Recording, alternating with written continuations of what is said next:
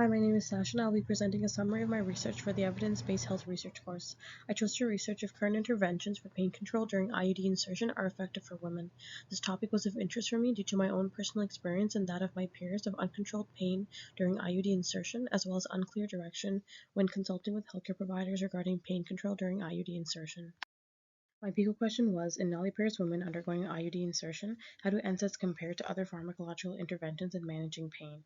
I chose NSAIDs as a control intervention as it was a primary pain control intervention offered to me and what is currently offered in my place of work and residence.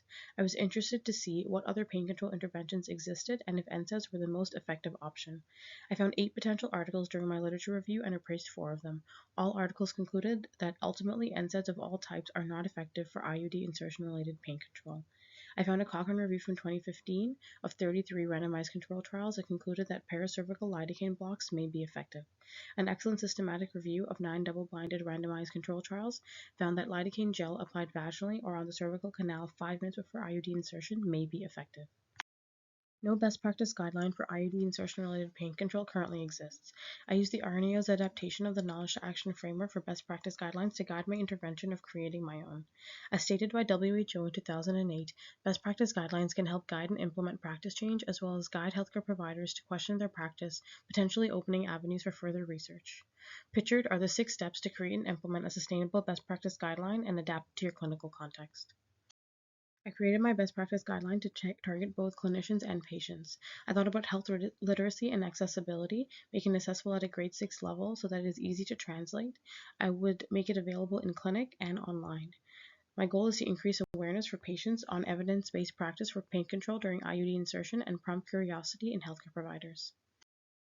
For context, I currently work at a remote and rural health center in northern Canada. My health center functions on a locum physician basis only, and we have 1 permanent nurse practitioner. Paracervical blocks are not performed by NPs in my community. NPs would have to undergo training to be able to offer this type of pain control. This could be overcome by a train-the-trainer approach, which has been shown to be very effective in rural areas.